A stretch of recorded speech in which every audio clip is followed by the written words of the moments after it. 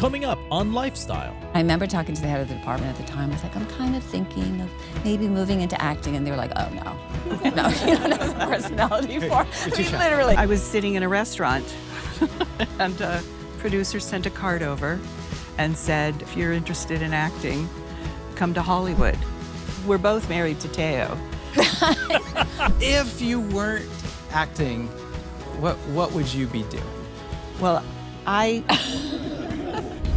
Welcome to Lifestyle, the award-winning life coaching show that helps you live your best life possible.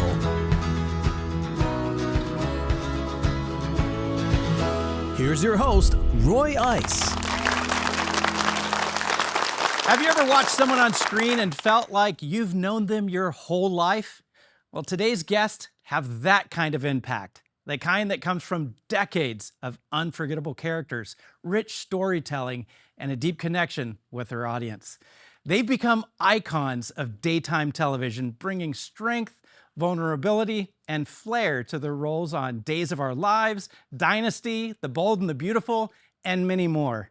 But beyond the scripts and the soundstage, their real-life impact is just as powerful, championing causes that matter, lending their voices to those in need, and showing us all what it means to use influence with heart. Please help me welcome Leann Hunley and Lauren Koslow.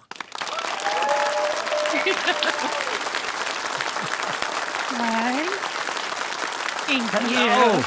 Hi, So good to guys. see you. Thank you. Thank you. Have a seat, Lauren. Thank you. Thank you. Welcome, welcome. Thank you. Oh, my word. You know, we have had a lot of soap stars on Lifestyle, but we finally get to talk to you two and on the same episode. Have you done interviews together much? Not really. We're thinking no. never. Never? Never. Except one time, supposedly, when When I you were- interview you? You interviewed me on the Emmys. She was doing some exterior interviewing of people as they arrived at the Emmys, and she said, let's do a boomerang thing. And I said, what is that?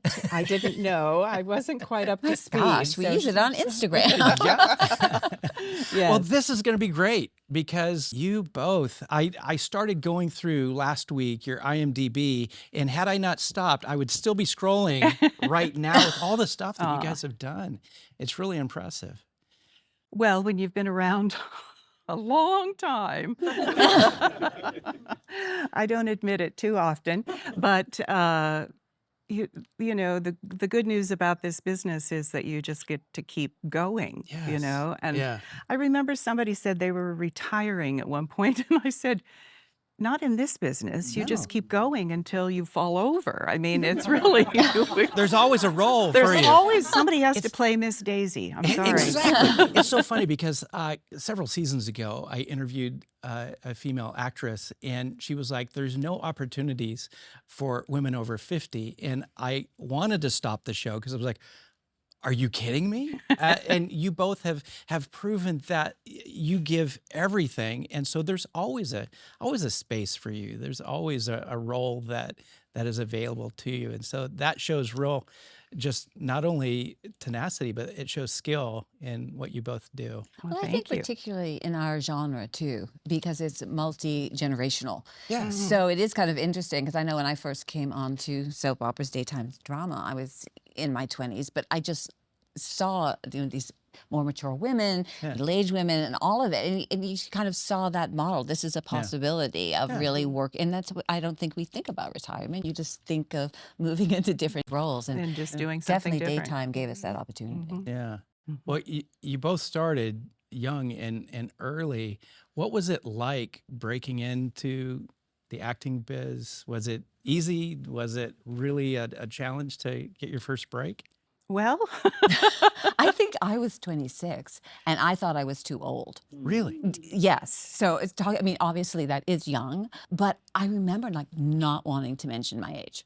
Because it was so old. Because once you yeah, they do you tell hit you 30, you're a little over. it's yes, like, yes, it's too over late for by you. then. Is it the same now, or was it I more? don't it back Don't then? know. That's a really hard one. I think there's so many different ways now to get into the business with social media, with influencers. It's so different now Yeah. that you can almost start to create Yeah. a spot for you. But back then, it was very like you hid your age. So I didn't mean to interrupt you. That was my experience. No, mine was that I actually, I was in Hawaii and sitting in a restaurant, and and a producer sent a card over and said, "Are you interested in? If you're interested in acting, come to Hollywood." And so I was pretty lucky. So I know there's a lot of young actors and actresses, young ladies who are very upset with you right now because they've been trying for so long. I know, And and I, you know, I had actually done a couple of episodes of Hawaii Five-0 just incidentally, because if you were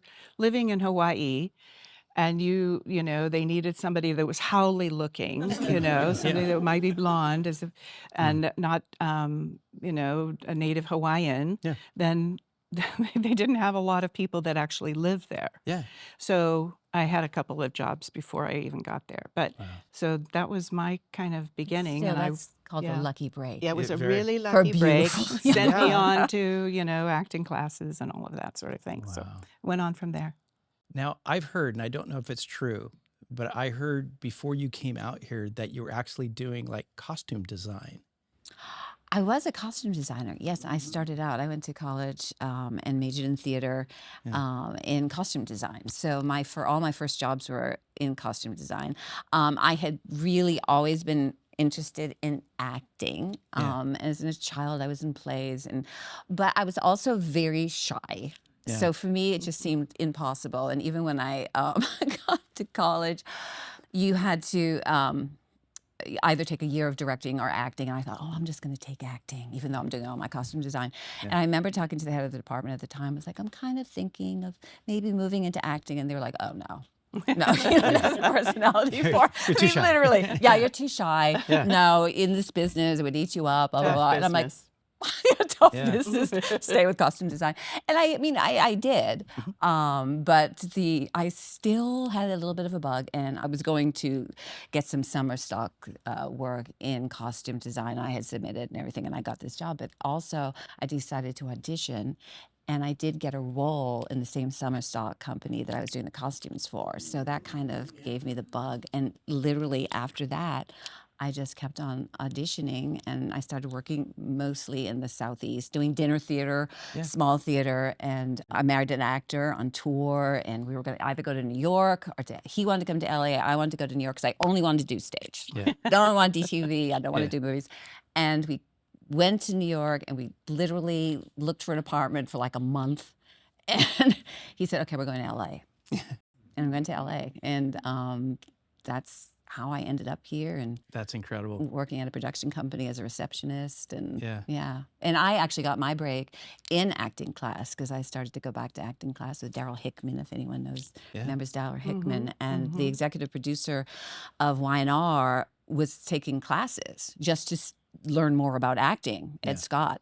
And he was at one of my classes, and the same thing he said to me, you know, we have this role coming up and blah, blah, blah, blah. And give me a call. And I'm like, right. Yeah. I've heard about the same thing. I've heard of this before. But I did, call and found out it was all totally legitimate. And I went in and auditioned and with a whole lot of other women. And Well, it's got the role. amazing that you did, and it shows tenacity. And the thing that most people don't understand is a lot of us that are doing television now, we were really shy and really nervous. When I graduated from college in '93, I was so nervous I would get tunnel vision, and I would shake all over the place. Oh my gosh. So I hope it's very encouraging to all of you in the audience and all of you at home to realize if you're passionate about it, keep going because you're passionate about it for a reason. Yes, that's so true. So, And you find your spot in it and how you work, that it's okay to be who you are. Exactly. We got to take a break, but don't go away. We'll be right back.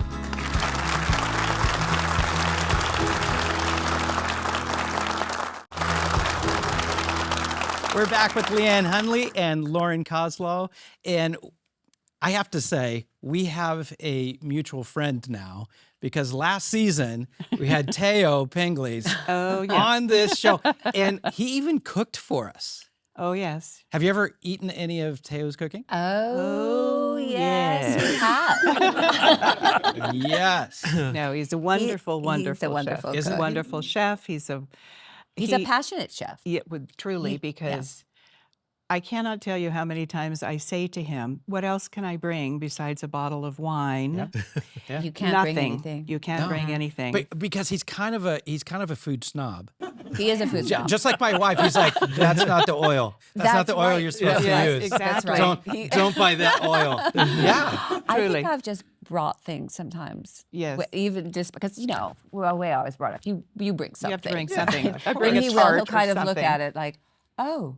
That's not the Is that brand. for dessert? That's not the brand that I purchased. I'll serve that to people tomorrow because he's already got have his my whole cleaning- menu planned. I have my cleaning staff come in and So I'll feed them. I mean, I know he That appreciates beautiful it, tort. but he'd probably appreciate us not. Passionate is a very good word for it because he's in the kitchen. Yes. He's talking to you from the kitchen and telling you things, and He's a very lively host. a lively host. Yes. Yes. Talk about being passionate, though. The both of you are passionate about giving back. And you've given back, I think, for neonatal clinics and children with disabilities. Thank you for bringing that up. I've spent a lot of time playing golf. Good. Which is not a hard way to give back. No. But there was a time when I would play golf tournaments, like 8 or 10 a year, a lot of them on the East Coast and some here in Los Angeles, the Fireman's Fund or the Police Fund or whatever, to raise money for different charities that they were raising money for. Like with the Fireman's Fund, it's for the widows and orphans of firefighters. And Lauren, you've been with horse rescue, is that right? Abused horse? Yeah, it's a little different path. My family and I, we bought a ranch outside of Los Angeles where, because my daughter was riding, I was riding, and our dream had to have a barn there and have a trainer come in. And during that whole process of really getting involved in the sports world with horses, I became very aware of what happens to a larger percentage than it should be of animals who, after they have been used, especially in the sports, somewhat abandoned. A lot of them go, as people I'm sure know, to sold for meat, but also are abandoned in pastures, and it was happening locally. So it's hard because we got horses in all different kinds of shape, but we probably gave shelter to, at one time, we probably had 10 horses out in our pasture in all various degrees. So I started doing that with dogs too. And the same kind of thing of going to the shelters. We could have turned our whole ranch over to dogs, but we had probably 15 rescues, and then also helping, facilitate the adoption of dogs too. There's a lot you can do. You can personally get involved with. Why do you think, and it's amazing what you both do, and you just listed a couple. There's actually a lot of other things and a lot of other ways that you give back. Yeah, we know that. Why is it important to you? Because I mean, seriously, you've made it. You have successful careers. Why do you not just focus on your own family? Well, once you've had a pet, I don't think you can ever turn your back on that because I know that my cats were rescues. So I'm grateful for people to give back, and thank goodness for people like Lauren that actually open up the home and take in another animal. Yes. Well, I mean, I think that's the thing that encouraged me, because we all can do that. Everyone has a chance to do a little something, something. in any kind of situation with it. Absolutely. Yeah. Absolutely. Yeah. We've got to take a break, but don't go anywhere. We're going to come right back.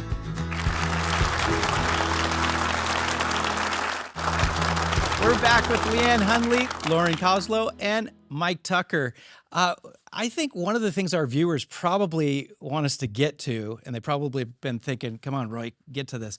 What is it like? I mean, working together on Days of Our Lives, it's a completely different filming schedule than typical TV shows or movies. What is it like making Days of Our Lives? Well, one of the major things is we do one show a day, one script a day. Where, like, say, on nighttime, you'd say, take 7 to 10 days. 7 to 10 days Yeah. to film the same hour. Oh, wow. So we do it in Well, actually, we do 1.5 scripts a day now. Yeah, sometimes that's 2 shows. sometimes a day. 2 different shows a day. So that's It's inflation. It's really true. So the speed is rapid, and from when we started, where we used to be able to rehearse all day, and then you go in and you tape, and then you go home happy, and then rehearsal. you dress rehearse. Yes, and now you go in, and you better know everything the minute you get there, and you better and we're talking like what 100-page scripts. yeah, and you better know which script you're in because they're sometimes filming 2 or 3 episodes in one day. So we walk into the studio, hair, makeup, out on stage where they block your moves, then back in to finish your makeup. Then we start taping. Wow. And it's fast. And so sometimes you're getting your mascara on while you're talking to the person in the chair next to you, You're getting her learning your lipstick lines. on because you're learning your lines back and forth. Oh my So word. the fact that it comes out natural Yeah. at all Yeah. is And a lot of what we do now too is also one take.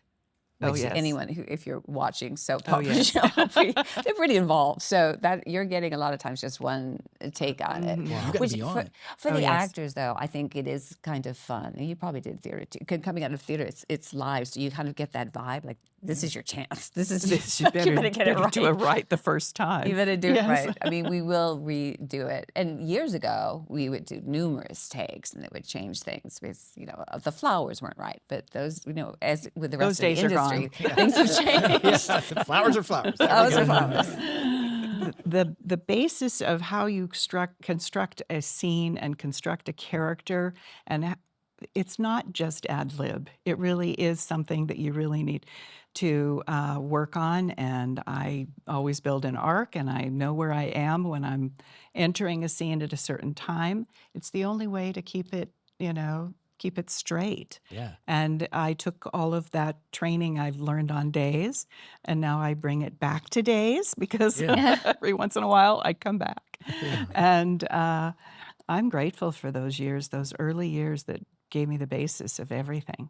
I think also in what really works for our show, since you want it to be it is very spontaneous because you're not getting a lot of time to prepare, but it's something that Thaao would talk about too, like always being able to work with someone who's going to throw the ball back to you. Because if you're in a scene, if you're just there with yourself and they're in their world, like nothing's happening. So that's the thing. Like to not know what that person's going to do next. I kind of like that because that gives me a real response. I have to really respond. It's very spontaneous. Yes. So that's always makes it really fun. Really fun. You got to build a relationship of trust, though, for that to work. You don't do, though.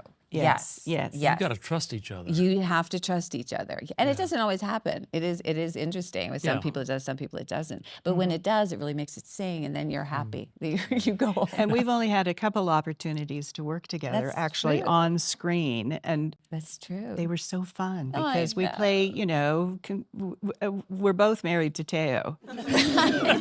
I'm married to Andre. He plays 2 I was. characters, and I'm married to Tony, and so Although we Andre's would fight dead, over so- him, and so that was always the best one. He could always come back because his days are alive, so you never know. I think he's been killed off awesome. 7 times. Come back to life. See, that part's fun too because it is pretty. It's wild. out there. You can't get rid of Thaao. No. It wouldn't be the same without him. No. That's amazing. So speaking of being killed off, Yes. if you weren't acting, what would you be doing? What's something that I you know would what I would like be to do? doing. What's that? Well, I would be an archaeologist, Oh, wow. which is very strange, I know, but I mean, before I dropped out of college to become an actor,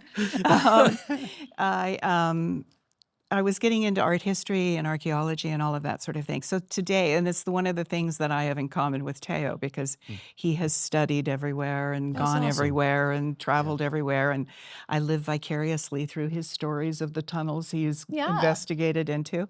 But I love the History Channel and the Discovery I Channel do and those too. things. And I would probably want to be an archaeologist because I like old bones. I like old stuff. I just don't like sand and dirt. That's covered the territory. Gotta go together, though, don't they? That's why I became an actor. I didn't want to dig in the dirt.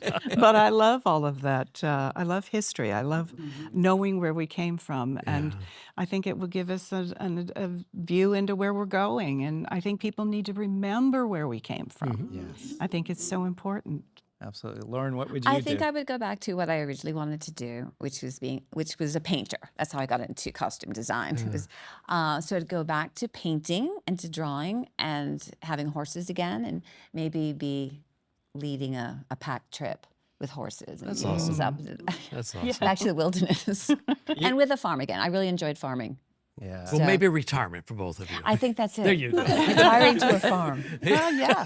Well, that sounds more exciting than my retirement plan. So you both are so inspiring, and I'm so thankful for you both to give us your time and to not only Thank you. share with us about your life, but to really inspire us all to give back. Thank you so much. Thank Thank you. you. Thank you so for much. having Thank us. you. My goodness. Thank you. We got to take a Yes. break, but stay right there because I've got some very helpful words right after this.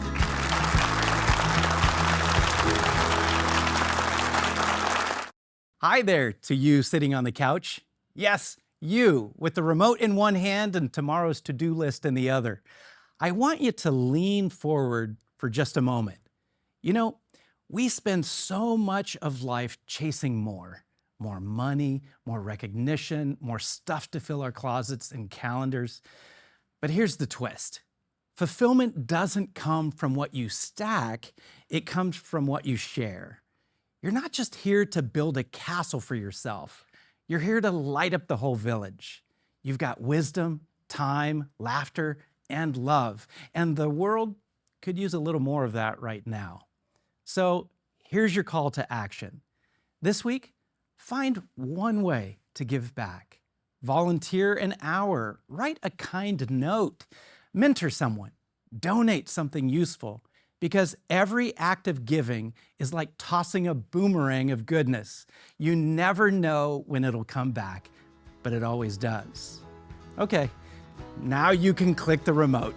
But don't forget, the best thing you'll see this week won't be on your screen.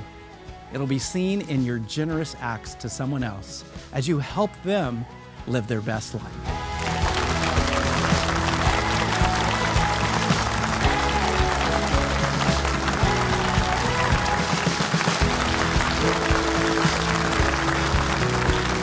Don't forget that you can find exclusive content on all of our guests. Check us out on social media using the handle Lifestyle with Roy. For information about the Amanda Foundation, visit amandafoundation.org or call 310-278-2935.